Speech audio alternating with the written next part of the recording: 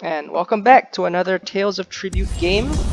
Playing the new deck, Hermaeus Mora. This is one of my older games. It's not an easy deck to learn. I have a very much lower win rate than previously. And I picked Prophecy, which I don't, right now, having played a bit, I think Apocryphal Pact's probably the better pick. Although it's also debatable, but Mora is really capable of winning games very fast. It can generate a lot of power, and it's all about a race to win the game in like just a few rounds before your opponent has a chance to. And I get rid of the reach power card. You know, with the addition of Mora, I think rushing your opponent down with very fast power, there may be an argument to be made to keep your power cards just to get that additional power. My opponent uses Mora to give me and himself a copy of that card, which is a very good play from him. I was trying to get rid of it with my Prophecy card, but my opponent just sneaks it away from me, so unfortunately I can't do that. In that case, I might have, watching this again, I think Dreaming Cave might be a better pick. My economy is already automatically better, and Dreaming Cave lets me cycle through all my crappy cards. Psijic Relic Master is also a good one too. Agents are quite good against rush decks because they are sort of forced to kill your agents, which slows them down a bit, because they cannot afford to keep the agents alive, so not so sure about that. But you know, it's okay. Let's see where we go next. We have 9 gold, thanks to my opponent giving me the playing all those Hermaeus cards. I buy the Reach Witch, which is good for getting rid of cards in my deck, which is fine, but I think it is too slow. My opponent's gonna win in like a couple of turns, and my deck is very far from being able to generate power. The way I win is probably via the Hlaalu power, but like I'm just looking at this and I can see it's just so slow. I just don't see what I can do. I go for the economy. That's basically a free unsettling aura from my opponent. He can just use Hermaeus Mora power to pick it up, which, although he picks that one up, which I'm not so sure of. If he wants to save his power, that's also acceptable. What he does there is he eats his own unsettling aura with the Hlaalu power, which I disagree with.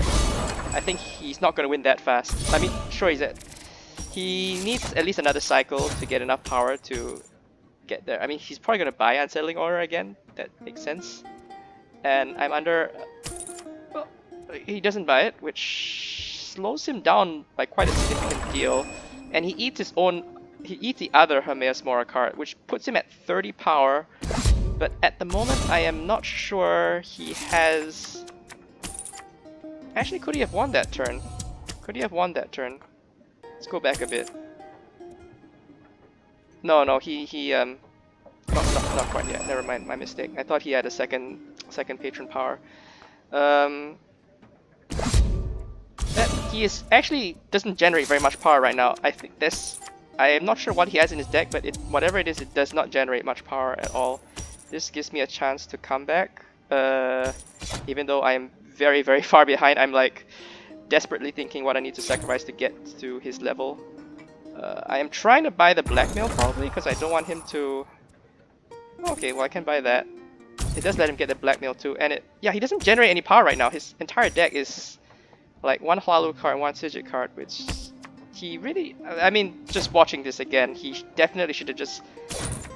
To win, he should have just kept all the Mora cards and just kept pressing go, and I would not be able to beat that. My play in this game is not good. I try to play the old style, which is just build a nice economy, buy all the expensive cards and then win eventually, but Hermaeus Mora just plays so quickly that there's just no chance of winning if your opponent goes pure Mora. You have to fight them for it, go for some other method of victory that will allow you to get there in time. We got a Kwama Egg Mine, which is probably free. I can eat the Prophecy, that one's no problem. Another Reach Witch. I mean, I am getting a lot of Reach activations, which I'm perfectly fine with. Unfortunately, Ambush kills both my Reach agents. I'm looking to see if I have a chance. Unfortunately, I am unlucky. I didn't get quite enough gold to buy the ambush, so my opponent gets a free ambush, kills both my guys. Very bad for me. But like I said, this guy's economy is garbage right now because he didn't really... He used Psijic power. which he should have just bought the ambush and killed both my guys, so that's another big mistake on his part. But my opponent was at, 28 power a couple of turns ago, and he's still at 28 power, and I'm slowly just building more economy, so that is... I mean, I'm quite happy with my situation right now. I'm not under any pressure because he destroyed his own Mora cards. Mora is good as a rush deck. Hlaalu actually plays well with Mora because you can use the Hlaalu power to give you that last boost to get over the finish line, but in my opponent's case, played it a bit too early. Other things that go well with the Mora deck are all the other rush type decks, Pelin, Anse is good, Reach is good. I like pairing it with Psijic as well because with Psijic you can spend extra gold, use the Psijic power to destroy your opponent's agents, which tends to be very useful. My opponent right now is in a bit of a difficult situation. He actually can win, right? He has a 41 power, but he actually spends his power to take him just below the prestige limit. Even if he didn't do that, I have 2 Hlaalu powers available to me because I got the currency exchange, so I would have just eaten 2 things and probably just out resourced him at this stage. It's not easy to. We just got so many reach things going, and yeah, it's very hard at this stage to lose. All we gotta do is just keep using buy expensive cards and use the Hlaalu power for victory. So like I was saying, Hermes Mora Ghost is a very rushy deck. It's a very strong deck. I'll post another couple of gameplays with me playing Mora, and I mean the strategy is not actually too difficult. You just keep buying Hermes Mora cards until you get good combos, and your opponent has to either fight you for it, or try to take advantage of the blowback, the disadvantages, because obviously playing Mora cards, you actually give your opponent more gold. Sometimes give him a bit of power, but not really. Mostly you're giving your opponent gold and letting them draw cards, and it's not really what. Threads of Fate, what a beautiful card. It's generally speaking, Mora can fail. I mean, I'm making Mora sound very good. This is not true at all. Mora can fail quite easily if the Tavern just doesn't give you any Mora cards, and then you're stuck with some Mora cards, and then your opponent is building up a nice deck of some other kind. So it's definitely not foolproof. But Mora can definitely do a whole lot of interesting things, and it's I think it's probably one of the fastest decks out there at the moment. Anyway, our deck is pretty much solely comprised of extremely expensive cards. I like that buff to Psijic's Insight. The fact that it gives 2 gold makes it actually quite worth playing at the moment. A very strong Psijic card. Psijic pairs well with Mora, not just because the Psijic power lets you kill agents.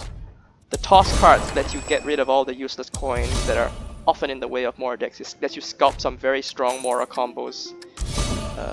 And I think that's the game. I don't think my opponent can reach 59 prestige with his current deck. He jumped the gun a little bit too fast, and unfortunately, if he just stayed the course, I think on reflection he would have won this game quite handily. So it's just a matter of strategy, really.